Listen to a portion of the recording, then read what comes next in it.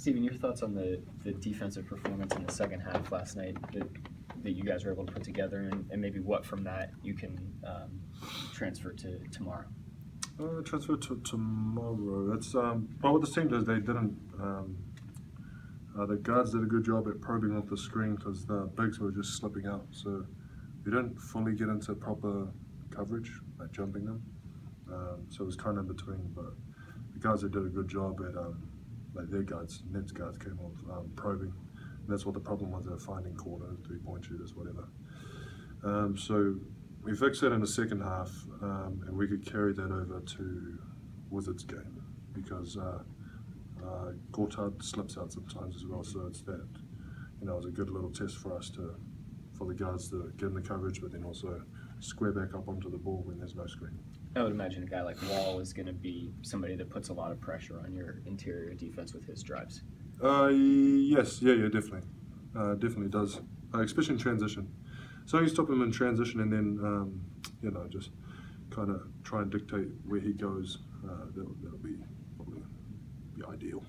Steven, when guys go against former teammates, they sometimes say, like, they know a guy's moves or they know one particular habit or whatever it is from practice and being a teammate and whatnot. Are there similar things that happen when you go against a former coach? Like, obviously it's not exactly the same, but is there anything you parse out from your time with Scotty?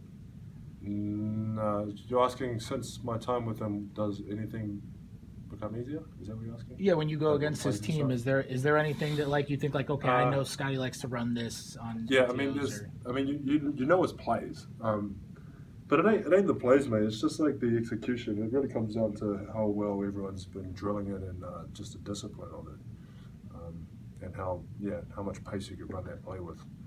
Because everyone runs the same plays in the whole league. You know what I mean? But why it works is comes down to your pace and execution and all that sort of stuff.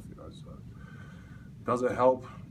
Sometimes, I guess, just to save you some time scouting a bit more. But yeah, it still doesn't. When you're playing against it, you still got to be all the same stuff. There's no cheating it. When you have as many offensive rebound opportunities as you do, but you miss putbacks, do you go back and practice the next day and specifically target those areas, like working on your putbacks and working on finishing those better? No, just keep throwing them up. That was just lame last night. Just gotta put it in, mate. Yeah, but that's how it goes sometimes, mate. You just throw it up. Sometimes it goes in, sometimes it doesn't. Move on to the next one. Is that frustrating? Like when you're in the middle of the game, and I know you've talked about how when you guys are defending and a team gets an offensive rebound, how that can be like demoralizing. Like, is that demoralizing when you get as many opportunities to have a putback and you can't convert? I mean, it sucks, but then it's just like, I don't know.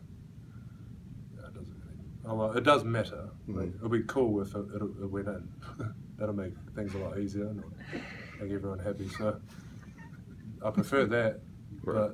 But Obviously. other than that, it's like, me personally, I don't really care. Because I practice them all the time, but sometimes they go in, sometimes they don't. But you can't stop being, you can't ease up on the aggressiveness because you're missing shots.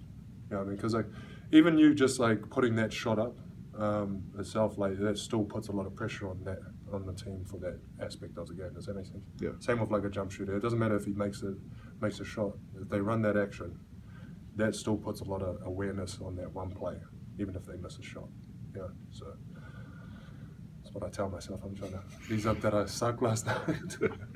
Is there an emphasis from the coaches for you to go straight back up, or is that more of reading the situation, whether or not you go straight up or you kick out to guys from the perimeter? The coaches don't really say much. No, actually they don't. It's more of just a personal read, anything like that.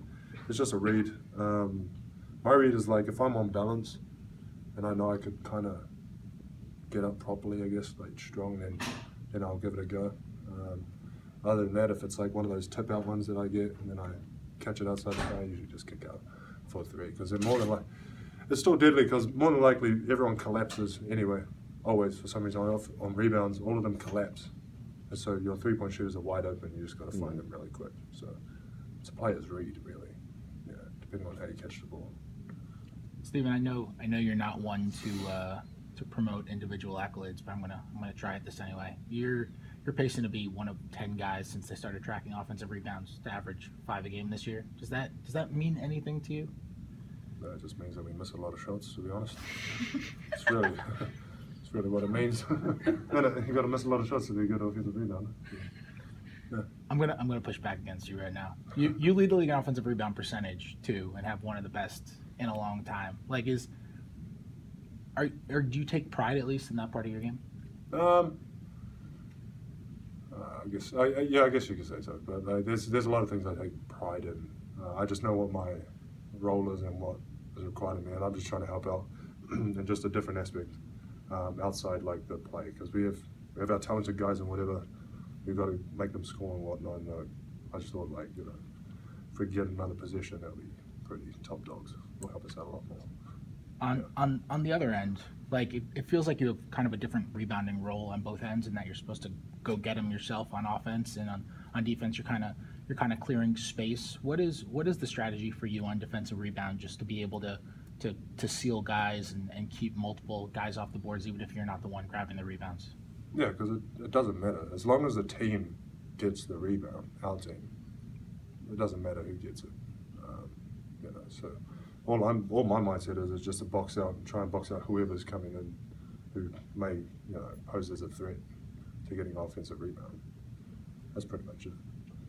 It's weird that people say that, like, you're a good defender as well if you get rebounds, defensive rebounds, because it's like the end phase of the defensive position. Like, you could play no defense for the whole position and then just get the rebound. They're like, oh, yeah, defensive rebound. You know what I mean? It's just you don't do nothing for the whole position, but then you get the rebound. It's like, oh yeah, he's pretty good. So you see rebounding as like separate from defense in a way. Like it's I just getting think, the actual. Yeah, I just think rebound. it's definitely it's blown out of proportion. Like, Okay. It's still. I mean, it's definitely something still defensive. You still have to go against someone else who's trying to get it.